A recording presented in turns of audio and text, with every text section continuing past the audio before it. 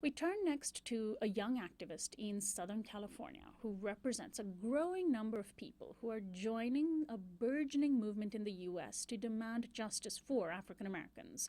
Jasmine Richards is the founder of the Black Lives Matter Pasadena chapter. She has been active in speaking out about the police killing of Kendrick McDade, among others. Richards was arrested earlier this year for participating in an act of civil disobedience in Old Town Pasadena. She now faces a number of charges, including making terrorist threats. In late July, Richards and hundreds of other BLM activists are heading to Cleveland, Ohio for a national gathering. I spoke yesterday with Jasmine Richards at La Pintoresca Park in Pasadena, where she chairs the regular BLM meetings, and I asked her to share her story with me. I actually got involved in the Black Lives Matter movement once we went to Ferguson, the Ferguson ride. It was life-changing. I experienced black love for the first time, and I was able to cry for the first time and heal. Before I was part of Black Lives Matter, I was actually sitting at this park just hanging out like all my friends over there. Um, that's what I was doing at first. I really didn't have any drive. I had no self-respect. I had no love to give, and so now I'm actually trying to give back what Black Lives Matter has given me. Well, I got involved with Kendrick McDade's case once his mother, Anya Slaughter, reached out to me. I did an action at the Rose Parade, and I had his picture. I made a poster of his picture.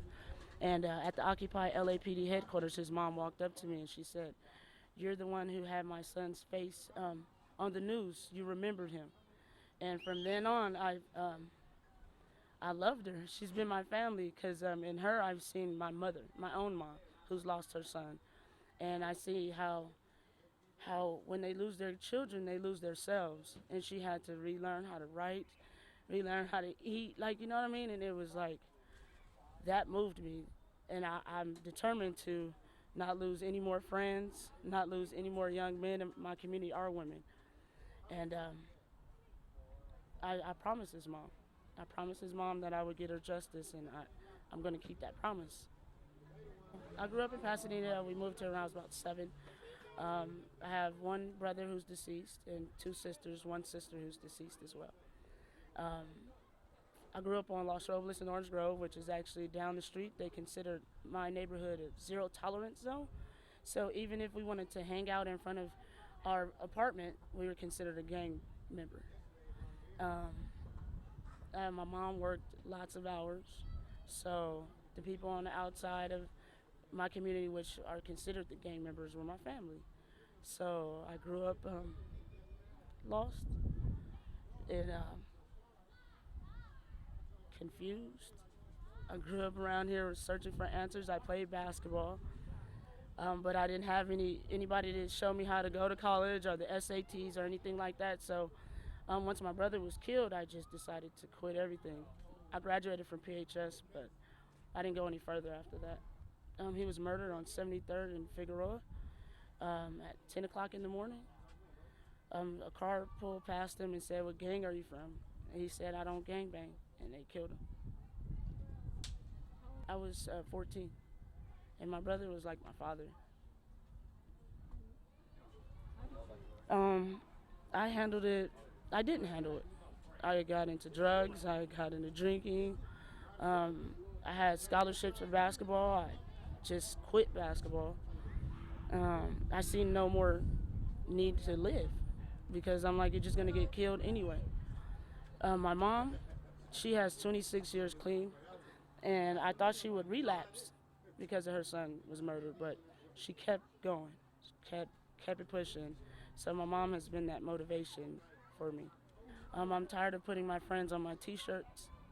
Um, I'm tired of having car washes for them because we don't know about insurance. I'm tired of putting them as tattoos on my arms. This is when my friend was born, and this is his death date. And I'm sick and tired. So um, my goal is to save lives by any means necessary, even if that means putting mine on the line. I think it's really funny because when I was out here causing trouble, getting into everything, I never got in trouble by the law. But once I picked up a bullhorn, I became a target. And that just showed me how powerful the woman and black women's voices because they're trying to stifle me. They're trying to keep me down. I've gotten fired from my job. I've gotten kicked out of my home, and I'm still here organizing. Um, it's just bullying. They're bullies. I was in Old Town. We did an action on March 24th. It was the anniversary of Kendrick McDade. So we shut Old Town down. We did a civil disobedience, a die-in. I don't know if anybody knows about Old Town, but that's Pasadena's main source of income. Um, we shut it down, so they were disturbed and mad. Criminal threats, terrorist threats, assault, trespassing, failure to comply with a peace officer, and failure to turn down amplified sound. You're facing these charges in court, and it's really interesting to hear that they're putting a terrorism charge in there because a couple of weeks ago, a white supremacist murderer massacred 9 people, and the FBI says that what he did in killing 9 people was not terrorism. How did that make you feel? Um, it didn't make me feel any type of way because I'm used to this now. It's like something that we're used to. I don't expect them to do anything. I don't expect them to value our lives. I'm not expecting them to do anything. So it didn't hurt me. It used to. But Melina Abdullah taught me, why does it hurt you?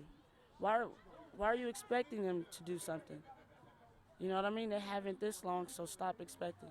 It's crazy. When we shut down Old Town, they came at us in such a volatile way, and we didn't back down. I seen Miss Slaughter, which is Kendrick McDade's mother, take her power back in his little sister, and they got in the police's face and they let them know exactly how they felt.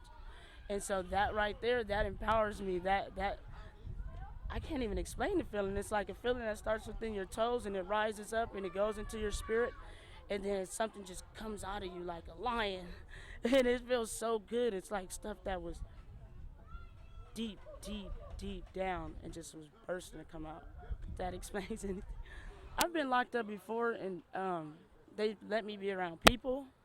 When I was locked up this time, they put a sign on my cell that said newsworthy, and I was completely in solitude, alone.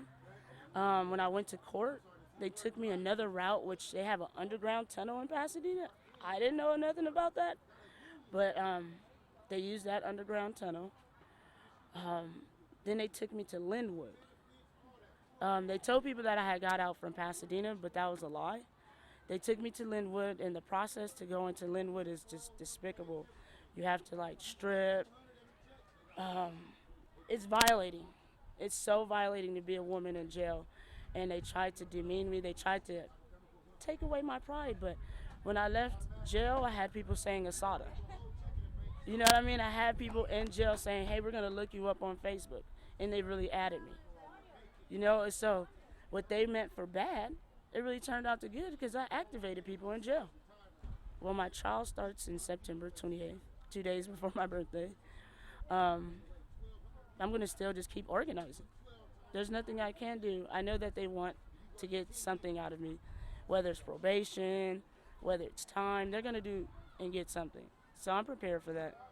They're trying to make an example of you? Yeah.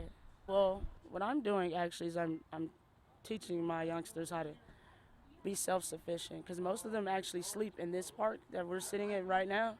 Most of those young people that you pass by, they sleep here. So they're homeless.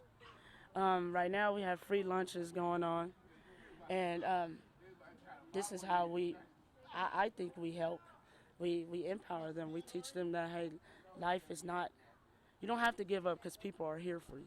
And when you do feel like giving up, you have somebody who you could call, you know. And TJ, he's one of the people that'll tell you. He made me really notice the work that I do is important, because he's like, we never had somebody call us and make sure we're okay, or make sure that we ate. And so that was really important to me. And so he let me know that we got to keep doing it. What I know is going to come out of Cleveland is going to be so much love. Some of my people have never even been out of the state, out of the city. So this is going to be like an eye-opener. We're going to be around people who are nurturing, loving. So what's going to come out of this is so many warriors and leaders. I was walking in Hollywood one day, and this lady from France, she seen I had a Black Lives Matter bulletproof shirt on. So she said, France is concerned about Black Lives Matter. She said, can I take a picture? So she took a picture of me, then found me on Facebook, and then donated to the Crowd Rise. So it's like, yeah, people care. Financial solidarity is very important because, like I said before, I lost my job doing this now. So I completely have nothing. So I'm depending on people now, people power. And so a lot of people, they don't want to come out and be an organizer and help out. So help out with your money because it's poverty over here. We're hungry. We are eating noodle dinners and we have no one else. So we're depending on people who say they love us. I just want to say Black Lives Matter has changed my life. And for all those who don't think that we're a movement for all those who think that this is just a moment, they have another thing coming because this is a movement and it's motivating the masses. If you want to express your financial solidarity with the Black Lives Matter movement, you can donate to their travel funds. A CrowdRise campaign for Jasmine and her fellow activists can be found at crowdrise.com/Black Lives Matter Pasadena. Jasmine Richards is the founder of Black Lives Matter Pasadena. This is Uprising. We'll be right back.